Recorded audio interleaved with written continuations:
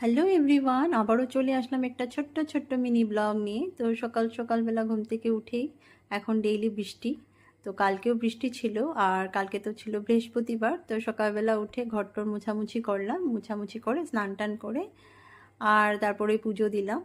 আর পুজোটা দিতে তো কালকের বৃহস্পতিবার ছিল, অনেকটা সময় লাগে। তো যাই হোক, পুজোটা দেওয়া হয়ে গেছে এবারে। আর কালকে ব্রেকফাস্টে মাকে বলছিলাম কি ডালিয়া দিয়ে খিচুড়ি বানাতে। মানে অনেক দিন হয়েছে ডালিয়ার খিচুড়িটা খাইনি, ভালো লাগে সবজি দিয়ে। মানে অনেকটা দিন হয়েছিল, তো মা বলছিল ঠিক আছে, আমিও ভাবছিলাম এটাই। তো মা এখানে ডালিয়ার খিচুড়ি বানিয়েছিল। তো ব্রেকফাস্ট করে এইদিকে আমি আস্তে আস্তে মা এখানে ডালটা, রহর ডালটা ভেজে রেখেছিল আর ভিজিয়ে রেখেছিল। তো এখানে ডালটা বসিয়ে দিয়েছিলাম। আর তারপরে মা বলছিল কি কাঁঠালের বিচি মানে ডালে দেবে, তো কেটে রেখেছিলো। তো আমি তো জানি না, তো মা বলছিল দিয়েছেও, তো আমি বললাম কি না। তারপরে আবার মানে জাস্ট বসিয়েছিলাম, তারপরে আবারও কাঁঠালের বিচিটা দিয়ে মানে বসিয়ে দিলাম কুকারে।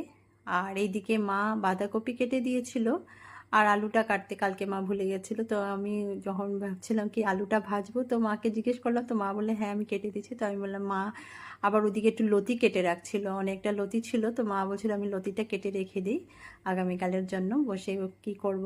তো মা লতি কাটছিল, তো আমি বললাম না না আমি কেটে নেব।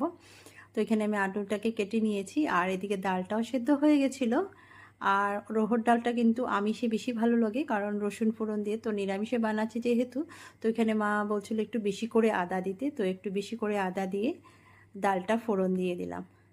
খেতে মানে খারাপ লাগেনি, আদার স্মেলটা ছিল বলে।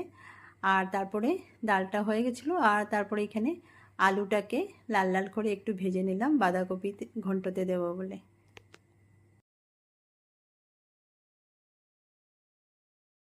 আলুটা লাল লাল করে ভাজা হয়ে গেছে, আর আলুটাকে এবার নামিয়ে দিলাম। আর তারপরে ফোড়ন দিয়ে, আর এখানে কাঁচা লঙ্কা আর জিরে ধনের গুঁড়োর পেস্ট করে একসাথে দিয়ে দিয়েছি। আর দিয়ে মশলাটাকে কষিয়ে তারপরে বাঁধাকপিটাকে মা আগে থেকে একটু নুন দিয়ে মিক্স করে রেখেছিল।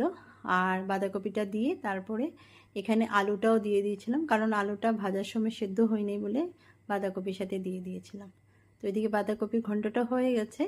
আর তারপরে এখানে করছি করলা ভাজা। তো মা একটু বেশি করে তেল দিয়ে বলছিল করার জন্য, আর পরে ছেঁকে মানে উঠিয়ে দেবো। তো এখানে দিয়েছিলাম তেলটা, আর করলা কিন্তু খুবই তেল টানে। তো এখানে করলা ভাজাটা হয়ে গেছিলো। আর তারপরে মানে একটু বাইরে আসলাম, দেখলাম বৃষ্টি নেই, দিনটা মানে ভালোই আছে। আর তারপরে ভাবলাম বেলকনিতে দাঁড়াতে, ভাবলাম কি একটু সজনে পাতা বড়া করি যেহেতু নিরামিষ। তো এখানে আমি সজনে পাতা মানে বেলকনি থেকে টেনে